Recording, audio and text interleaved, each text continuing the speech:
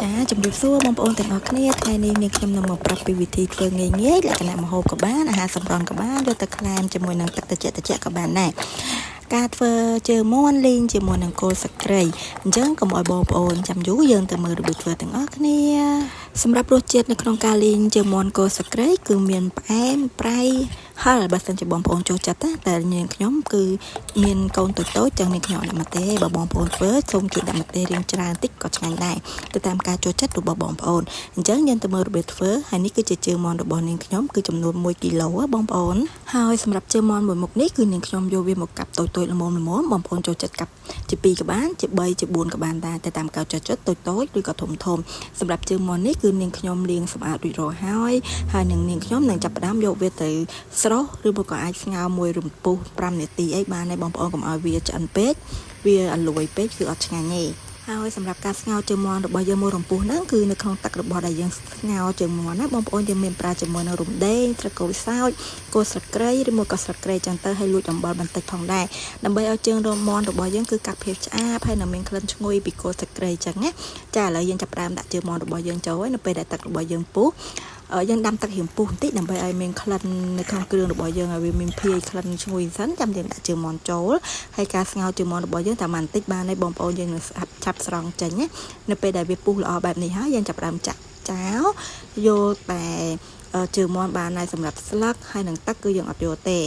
េហើយនៅពេលដែលយើងស្រង់ជើងមាន់របស់យើងស្រស់ទឹកបានល្អហើយយើងចាប់ផ្ដើមដាក់លាយជាមួយនឹងម្សៅបំពងរបស់យើងតែម្ដងការលាយម្សៅយើងលាយតែបន្តិចបានហើយបងប្អូនចាយើងកូរយើងក្លុកចឹងទៅដើម្បីឲ្យម្សៅរបស់យើងជាមួយនឹងជើងមាន់គឺស្អិតចូលគ្នាបានល្អបន្ទាប់មកយើងចាក់ម្សៅម្ដងទៀតគឺការលាយម្សៅរបស់នាងខ្ញុំគឺលាយចំនួន2ដងឥឡូវយើងចាប់ផ្ដើមចាក់លើកទី2ចឹងទៅមកល្មមដែរដូចគ្នាចឹងទៅបងប្អូនចាយើងលាយក្លុកចឹងទៅដើម្បីឲ្យជើងមាន់ហើយនឹងម្សៅបំពងស្រួយរបស់យើងហ្នឹងគឺស្អិតចូលគ្នាបានល្អសិនហើយនេះគឺជាគ្រឿងផ្សំមួយឡែកទៀតមានជាមួយនឹងខ្ទឹមសចិញ្ច្រាំជាមួយនឹងស្លឹកក្រូចសើចហើយនឹងគល់ស្លឹកគ្រៃយើងហាន់តូចៗល្មមចឹងទៅដំបូងគឺនាងខ្ញុំអត់ទាន់បំពងជើងមាន់ទេយើងចាប់ផ្ដើមដាក់ប្រេងឆារៀងក្តៅបន្តិចយើងចាក់គល់ស្លឹកគ្រៃរបស់យើងហ្នឹងចូលបំពងមុនសិនណាដើម្បីឲ្យវាមានក្លិនឈ្ងុយចេញពីគល់ស្លឹកគ្រៃរបស់យើងពេលដែលគល់ស្លឹកគ្រៃរបស់យើងក្រៀមឈ្ងុយហើយយើងចាប់ផ្ដើមលើកគល់ស្លឹកគ្រៃយើងចេញសិនបន្ទាប់ពីយើងលើកគល់ស្លឹកគ្រៃទុកម្លែកសិនចឹងទៅយើងចាប់ផ្ដើមបំពងជាមួយនឹងស្លឹកក្រូចសើចស្លឹកក្រូចសើចពេលដាក់បំពងរៀងផ្ទុះបន្តិចបងប្អូនចេះយើងរៀងថយភ្លើងបន្តិចសិនមុនដំបូងបើមិនអញ្ចឹងហើយវារៀងផ្ទុះដោយសារវាមានជាតិទឹកដែលយើងនៅសើមតិចន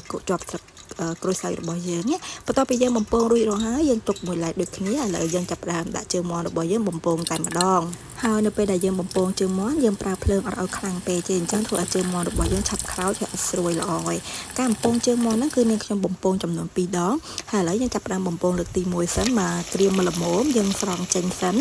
ឥឡូវយើងក្រៀមប៉ុណ្ណេះបានហើយបងប្អូនយើងស្រង់វាទុកមួយឡែកសិនហើយនៅពេលដែលយើងបំពងជើងមាន់របស់យើងលើកទី1អស់ហើយយើងចាប់ផ្ដើមបំពងជើងមាន់របស់យើងលើកទី2ការបំពងជើងមាន់លើកទី2គឺយើងបំពងឲ្យវាឡើងក្រហមហើយឡើងស្រួយតែម្ដងចានៅពេលដែលបំពងឃើញក្រហមស្រួយបែបនេះល្អហើយយើងចាប់ផ្ដើមស្រង់វាចេញហើយទុកមួយឡែកសិនណាបងប្អូនហើយសម្រាប់គ្រឿងទឹកស៊ុសដែលយើងយកទៅធ្វើជាមួយជើងមាន់របស់យើងហ្នឹងគឺនាងខ្ញុំដាក់ជាមួយនឹងទឹកម្ទេសបងប្អូនចាមួយស្លាបព្រាបាយជាមួយនឹងបងប្អូនអាចមានប្រេងខ្យងយើងប្រើជាមួយប្រេងខ្យងចំនួន1ស្លាបព្រាបាយតែអញ្ចឹងទៅតែជើងមាន់របស់នាងខ្ញុំ1គីឡូនាងខ្ញុំដាក់ចំនួន2ស្លាបព្រាបាយចាបន្ទាប់មកទៀតគឺនាងខ្ញុំដាក់ជាមួយនឹងស្ករសបងប្អូនចាការស្ករសហ្នឹងចំនួន2ស្លាបព្រាបាយដែរហើយលួចប៊ីចេងបន្តិចនិងលួចទឹកត្រីបន្តិចផងដែរបើសិនជាបងប្អូនចូលចិត្តរៀងប្រៃបន្តិចយើងអាចដាក់រៀងច្រើនអត់សូវចូលចិត្តដាក់ល្មមបានហើយបន្ទាប់មកយើងកូរច្របល់គ្រឿងទាំងនោះចូលគ្នាឲ្យរលាយសព្វកុំភ្លេចភ្លក់ថាបងប្អូនចង់បានរសជាតិបែបហ្នឹងនៅហឹរបន្តិចផ្អែមបន្តិចប្រៃបន្តិចគឺអូខេហើយបងប្អូនយើងយកទៅផ្សំជាមួយជើងមាន់របស់យើងគឺជាការស្រេចឥឡូវយើងចាប់ផ្ដើមលាយទឹកស៊ុសរួចរាល់ហើយយើងទុកមួយឡែកសិនយើងចាប់ផ្ដើមទៅបំពងជាមួយនឹងខ្ទឹមសរបស់យើងមុននឹងបំពងខ្ទឹមសរបស់យើងហ្នឹងគឺនាងខ្ញុំប្រើប្រេងឆាឲ្យរៀងក្តៅបន្តិចទៅទើបនាងខ្ញុំដាក់ខ្ទឹមសបំពងចូលតែម្ដងហើយការបំពងខ្ទឹមរបស់យើងហ្នឹងគឺប្រើភ្លើងតិចៗដូចគ្នាកុំឲ្យតិចពេកកុំឲ្យខ្លាំងពេកបើមិនអញ្ចឹងធ្វើឲ្យខ្លោចអញ្ចឹងយើងប្រើមកល្មមអញ្ចឹងទៅឲ្យវាឡើងឈ្ងុយអញ្ចឹងយើងចាប់ផ្ដើមចាក់ទឹកស៊ុសរបស់យើងលាយអំបញ្ញមិញហ្នឹងចូលទៅក្នុង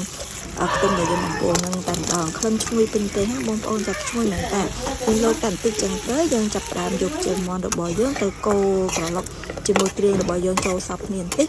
យើងនឹងដាក់ជាមួយនឹងគល់ស្លឹកគ្រៃស្រកោសោចដែលយើងបានបំពងមុនហ្នឹងចាក់ចូលលោកនៅក្នុងជើងមាន់របស់យើងយកតែម្ដងតាមពិតទៅការធ្វើជើងមាន់លីងគល់ស្លឹកគ្រៃមួយមុខនេះគឺងាយស្រួលមែនតើហើយសាមញ្ញទេបងប្អូនសម្រាប់រសជាតិគឺឲ្យ10 លើ 10គឺញ៉ាំតតែលឹកដៃតែម្ដងហើយពេលនេះផងដែរសម្រាប់ការធ្វើជើងមាន់លីងគល់ស្លឹកគ្រៃរបស់នាងខ្ញុំបានរួចរាល់ហើយបងប្អូនឈ្ងុយមែនតើសម្រាប់រសជាតិរបស់វាវិញគឺដិតប្រៃផ្អែមហើយស្រួយពីសាច់ជើងមាន់របស់យើងគឺស្រួយតែម្ដងអញ្ចឹងសម្រាប់បងប្អូនទស្សនាវីដេអូមួយនេះឲ្យបន្ទុកប្រហែលដែរបងប្អូនចាំមើលទៅតំណមែនតើអាចរៀនធ្វើបានទាំងអស់គ្នាងាយសាមញ្ញទេប៉ុន្តែញ៉ាំបាយអស់ច្រើនចានណាអញ្ចឹងនាងខ្ញុំសូមអរគុណដែលបងប្អូនតាមដានវីដេអូរបស់នាងខ្ញុំតាំងពីដើមដល់ចប់យើងនឹងជួបគ្នានៅវីដេអូក្រោយទៀតណាអរគុណបាយបាយ